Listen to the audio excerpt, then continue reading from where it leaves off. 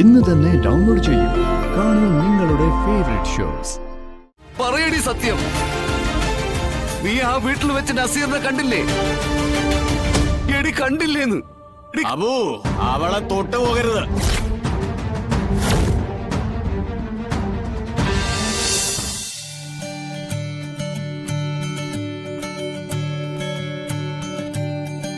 ഇരിക്കുമോളെ.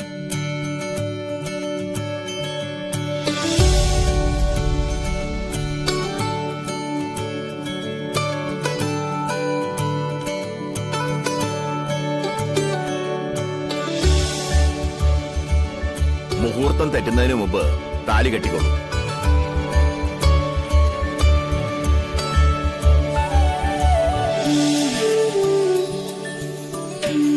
കെട്ട്.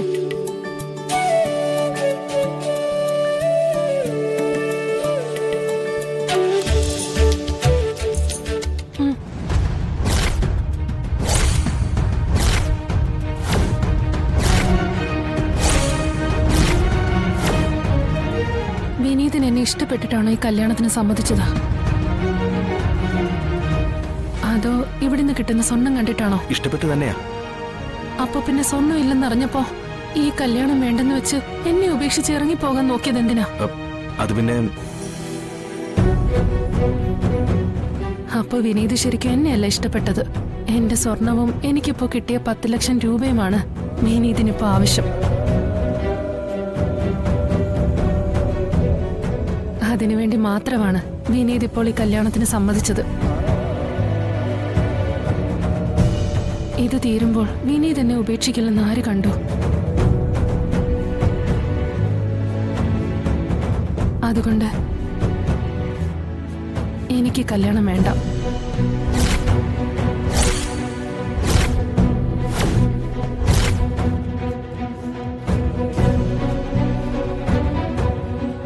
മോളെ, നീ എന്തൊക്കെയായി പറയുന്നത്?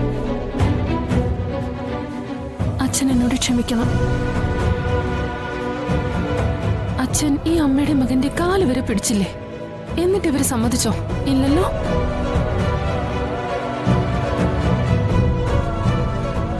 ഇവര് ഈ സ്വർണത്തിനും പണത്തിനും വേണ്ടി എന്നെ കൊല്ലില്ലെന്ന് അച്ഛൻ ഉറപ്പ് പറയാൻ പറ്റുമോ?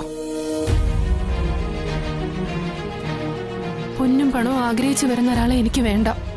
അങ്ങനെ ഒരാളെ അച്ഛൻ എനിക്ക് വരനായി നോക്കുകയും വേണ്ട. ജീവിതകാലം മുഴുവൻ ഇങ്ങനെ നിന്നാലും വീട്ടിലെ ഉപ്പും ചോറും നിന്ന് കിടന്നാലും അതിലൊരു അന്തസ്സുണ്ട് അച്ഛാ.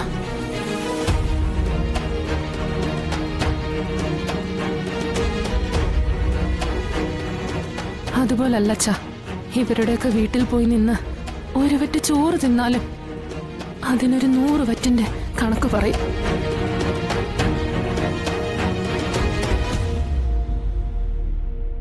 ഇവള് പറയുന്നതിലും കാര്യമുണ്ട്. അപ്പൊ പിന്നെ എന്താ നിങ്ങളുടെ തീരുമാനം?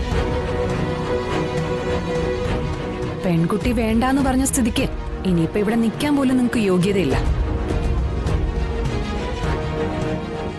ഇത് കേരളത്തിലെ മുഴുവൻ സ്ത്രീകൾക്കും വേണ്ടിയുള്ള തീരുമാനം. ഇങ്ങനെ ഉറച്ച തീരുമാനം നമ്മുടെ നാട്ടിലെ പെൺകുട്ടികൾ എടുത്താൽ ഈ സ്ത്രീധനം എന്ന ആചാരം വേരോടെ നമുക്ക് പിഴുതു മാറ്റാൻ പറ്റും. സ്ത്രീധനത്തെ ചൊല്ലിയുള്ള മരണവും കുറയും. ഇതൊരു പാഠമാണ്, ഓരോ വ്യക്തിയുടെയും ഉള്ളറകളിലേക്ക് ഇറങ്ങിച്ചെല്ലേണ്ട പാഠം. ഇതിന് ഇവിടെ തിരികൊളുത്തിന്നേ ഉള്ളൂ. ഇനി ഇത് ആളിക്കത്തിക്കേണ്ട ചുമതല ഇവിടുത്തെ ഓരോ കല്യാണ പ്രായമായ പെൺകുട്ടികളും ഏറ്റെടുക്കട്ടെ. വാ അച്ഛാ, നമുക്കിറങ്ങാം. മോളെ, ഒന്നും പറയരുത്, എന്നെ തടയരുത്. സത്യാമേ, നന്ദിയുണ്ട്.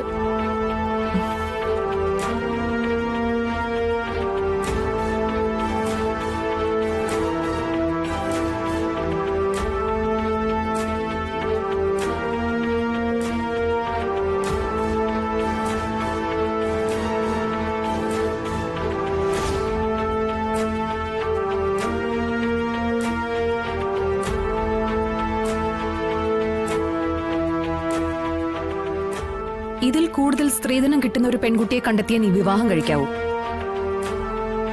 ഇല്ലെങ്കിൽ ആ പെൺകുട്ടിയുടെ ശാപവും കൂടി കാണും നിനക്ക്.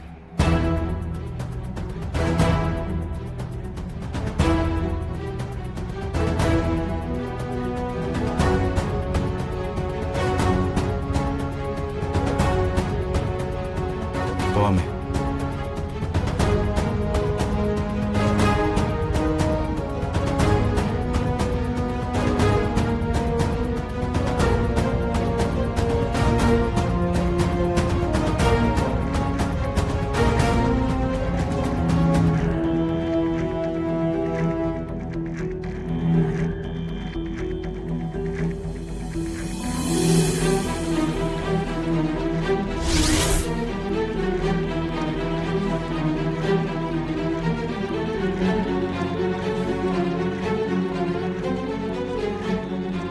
ഇതിപ്പോ ഒരാളെ കാണാതായിട്ട് ഒരറിവും ഇല്ലെന്ന് പറയുന്നു. ഇത്രയും സംവിധാനങ്ങളുള്ള നാട്ടില് ഈ പറയുന്ന നസീർ ആരെയും വിളിച്ചിട്ട് പോലും ഇല്ലേ? ഞാൻ പറഞ്ഞില്ലേ, ഒരേ ഒരു തവണ വിളിച്ചു. അത് നൂർജഹാൻ ആ വീട്ടിലുണ്ടെന്ന് പറയാന്. അപ്പോ ഈ നസീർ എന്ന് പറയുന്ന പയ്യനെ, അതായത് അബൂബക്കറിന്റെ മകനെ, ഈ നൂർജഹാൻ കണ്ടു കാണുമല്ലോ. ആ, അത് പിന്നെ കാണാതിരിക്കുവോ? ആ വീട്ടിൽ നസീർ ചെന്നതുകൊണ്ടല്ലേ നൂർജഹാനെ കാണാൻ പറ്റിയത്. അപ്പൊ പിന്നെ നൂർജഹാനും കാണുമല്ലോ. പക്ഷെ അക്കാര്യം ഞാൻ ചോദിച്ചിട്ട് അവൾ സമ്മതിച്ചു തരുന്നില്ല.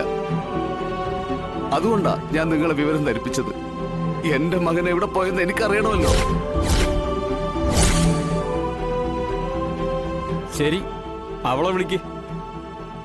നൂർജഹാൻ, നൂർജഹാൻ.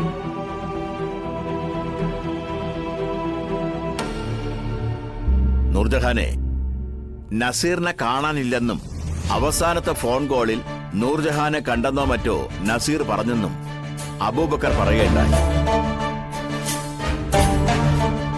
എന്താ അതിന്റെ സത്യം? ആ വീട്ടിൽ വെച്ച് നൂർജഹാൻ നസീറിനെ കണ്ടായിരുന്നു.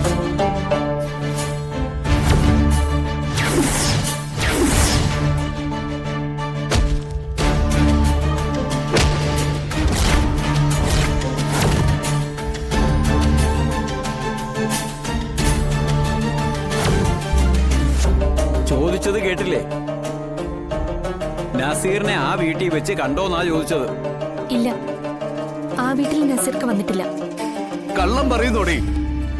നിന്നെ അവിടെ കണ്ടെന്നും പറഞ്ഞ് നസീർ എനിക്ക് വെറുതെ ഫോൺ ചെയ്യോ? ഞാൻ കണ്ടെങ്കിലല്ലേ കണ്ടെന്ന് പറയാൻ പറ്റൂ. അല്ലാതെ കാണാത്ത ആളെ കണ്ടെന്ന് പറയാൻ പറ്റൂ? തർക്കുത്തരം പറയുന്നോ? ദേ, ഇവള് പറയുന്നൊന്നും നിങ്ങൾ വിശ്വസിക്കരുത്. ഇവളെ കൊണ്ട് സത്യം പറയിപ്പിക്കാൻ പറ്റുമെന്ന് ഞാനൊന്ന് നോക്കട്ടെ. സത്യം പറഞ്ഞില്ലെങ്കിൽ നിന്റെ കർണടിച്ച് ഞാൻ പൊട്ടിക്കും. പറയടി സത്യം. നീ ആ വീട്ടിൽ വെച്ച് നസീറിനെ കണ്ടില്ലേ? എടി കണ്ടില്ലേന്ന്. അബൂ, അവളെ തൊട്ടു പോകരുത്.